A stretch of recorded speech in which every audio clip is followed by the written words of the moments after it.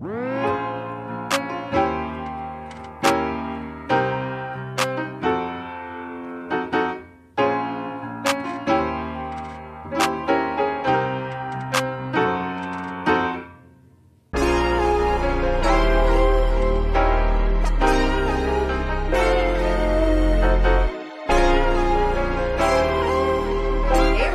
you so much for tuning in. So for today's video, I am creating a Dollar Tree jewelry organizer. I've been all about organizing and my jewelry is all over the place. But the real reason that I was inspired to even do this is because I got sent a ton of gorgeous jewelry by a company called Farrah's Dream. This was sent back to me back when I started my wedding DIY, so all of the pieces that I have are super classic and beautiful, but on their website they have tons of goodies. Not only do they have classic pieces, but they also have bold statement pieces, and they were kind enough to provide me with a 20% code. So if you use code JAY20, you get 20% off your purchase today, September 1st, all the way to September 8th. Definitely check them out. I'll leave the link in the description. Today I am rocking my favorite, which is this little ear cuff. I love it so much. So I really hope that you enjoy this video and you stick around by subscribing to this channel. Once you hit that subscribe button, we instantly become best friends. Did we just become best friends? Yep! And please hit that notification bell so you know every time I post a video. Let's go ahead and get started. So the star of the show for this project is this 8x10 mirror from Dollar Tree. Now I am going to measure it for you because it did seem a little off, and that's because it's 8 1/4 by 10 1/4.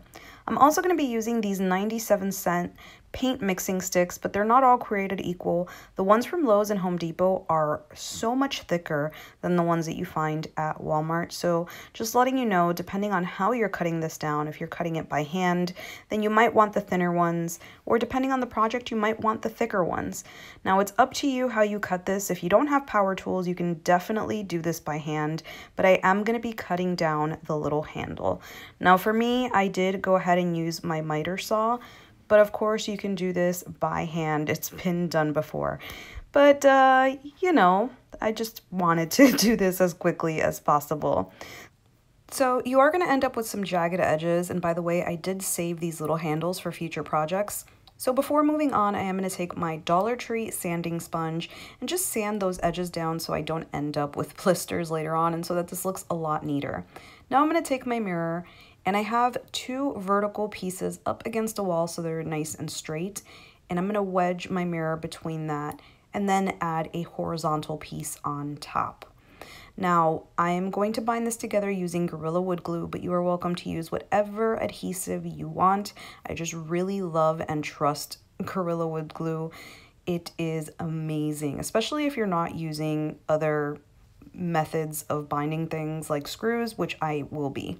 So now I'm going to add a bottom piece, making sure that everything is nice and flush against the mirror, and I'm using another piece of wood to make sure that it is nice and straight. Now I'm going to keep building down. Now you can go ahead and build all the way down, but I wanted to create a little shelf, so I'm just going to place that there, add a generous amount of glue, and then add some glue to the very edge of that one plank. Now at this point, you can go ahead and add your end piece. I didn't do that because I didn't want my vertical pieces to shift just yet while it was still drying. So I'm working down, and then once I get all of that, then I'll work on the end. So I'm making sure everything is straight. And now I'm going to use the Dollar Tree Tumbling Tower games as little brackets just for support for that little shelf. When I bought these stir sticks, I didn't realize that the other side had rulers, so if you don't like this, you can of course sand this off. Now I'm going to add my end piece, and I'm basically just going to take my last piece of wood and slide it into place. So I'm going to add a generous amount of glue, making sure that it's not seeping out so I don't have to sand too much, and then I'm going to slide it into place, making sure that it is nice and straight. So I'm going to grab another piece of wood and make sure that it is perfectly at the edge. Now, if you have clamps, definitely clamp these pieces into place. I just took some heavy items and placed them on top so that they dry nicely. I'm gonna let this dry really, really well. I'm also gonna go ahead and remove the mirror since it no longer needs to be in place. I really don't wanna risk breaking it, so I'm gonna assemble everything without the mirror in place. So now that it is dry, I'm gonna go ahead and use these tiny little screws. They're just above 1 centimeter. And I honestly just got these off of an old hinge set that I used for a previous Dollar Tree project. I grabbed my drill and made a tiny little pilot hole and then screwed this in. Now, if you don't have a drill, you can just hand screw it, but you might not be very accurate. But like I said, use what you have. So I'm going to do this to all 4 corners, making sure that the stress points are nice and secure. And then I'm also going to add 2 more right where my little shelves are, just in case I add some pretty heavy items onto that. So the more screws you add, the more secure I felt. Now that I have this, I'm going to flip it over, and I want to go ahead and add a little area where my mirror can sit and I can glue it down. Now there's a ton of options on what to put here. You can put just really thin cardboard to hold your mirror in place, or you can even do free paint sticks. These are sticks that you can get at Walmart, Lowe's, anywhere for free. You can just glue them into place. I actually have some more of the 97-cent ones that I had cut down horribly, so I decided to use those instead of letting them go to waste, and I'm just going to place them vertically so that I don't have to cut them down anymore. I'm just going to cover up that space. It doesn't matter how you cover it up or how many you place. It's just so your mirror has a place to sit. Now, if you're using these instead of the free sticks, then you're going to need 4 packs in total to create this project. But if not, you only need 3, and you can put the free stir sticks there in place to save yourself $1. Now I'm going to check if my mirror still fits, and of course it does. The next thing that I'm going to be using is this Dollar Tree wall mount wire rack. Say that 3 times fast. I'm going to go ahead and spray paint this to match. I'm also going to spray paint some push pins. I use these push pins from Dollar Tree for everything because they're hooks.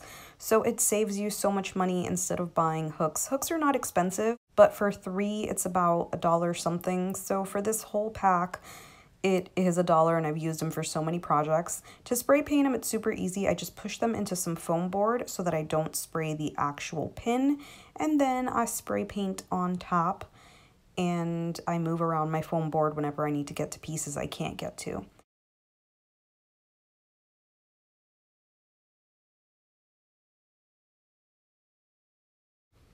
While that dried, I worked on being able to mount this on the wall. Now, you don't have to do this at all. You can just use a regular nail. You can go to the store and buy sawtooth hangers. It would be a lot cheaper than buying these. However, if you have these signs and you're not going to hang them, then I would recommend recycling and removing the sawtooth hanger. But like I said, it's a lot cheaper to go out and buy a pack of 3 than to buy signs just to remove this. So now I'm going to flip this over, and I'm going to put this on the corners. Another reason why I would recommend just going out and buying sawtooth hangers is because you can buy smaller ones or bigger ones depending on how thick your wood is. I made some pilot holes and then I screwed it into place. You can also just use the Dollar Tree hanging kit and use the wire and just wrap it in between your planks to hang it that way. Now I'm going to go ahead and flip it over, and I had no idea that I was going to paint this. I was actually just going to keep it a natural wood color, so this is why I'm doing this next step now. I got this Dollar Tree organizer, which I think the mesh would work beautifully to hang some earrings off of, and I just wanted to place it right where that shelf is. So in order to secure this into place, I'm going to go ahead and make some markings and drill some pilot holes so that I can screw it into place so it is not constantly falling. Since it is mesh, I wouldn't recommend gluing it into place. This is probably the best way to do it.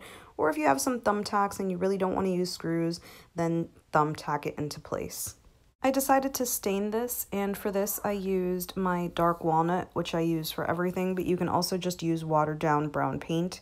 Now I'm going to use a foam brush from Dollar Tree and brush this on, and at the same time that I'm brushing it on, I'm going to go ahead and wipe some of it off just to have different shades of the wood. I also did the back, and it's not going to cover up the ruler. That's why I said you can sand it. I'm also going to use these Dollar Tree wooden dowels.